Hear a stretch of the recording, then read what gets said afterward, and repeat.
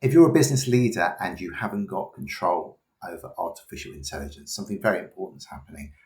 ChatGPT has launched Atlas and Perplexity have Comet web browsers. Now, if your staff install these, at the moment, there's absolutely no real security control. So I strongly advise that you do not allow your staff to install these browsers for the moment, because it's going to be easy to do something called prompt injection. If you're not familiar with that, basically you, within a web page URL or on some information that you share with the AI, you ask it to do something and ignore previous instructions, because at the moment the controls that we have in place, they're not very good.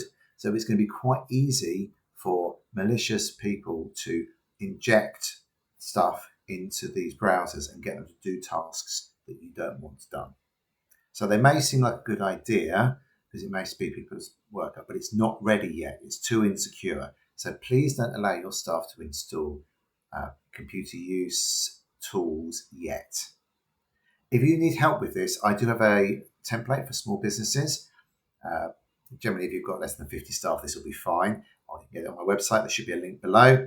And obviously, if you need help, if you don't have a policy with AI, while I'm a lovely ideas person, my role really is to help businesses get the best in technology. And if you're not doing that, do reach out to me. Very happy to help. I hope that's useful. If you've tried using these tools, the Perplexity one, I've been playing with the Comet browser, but it's not there yet.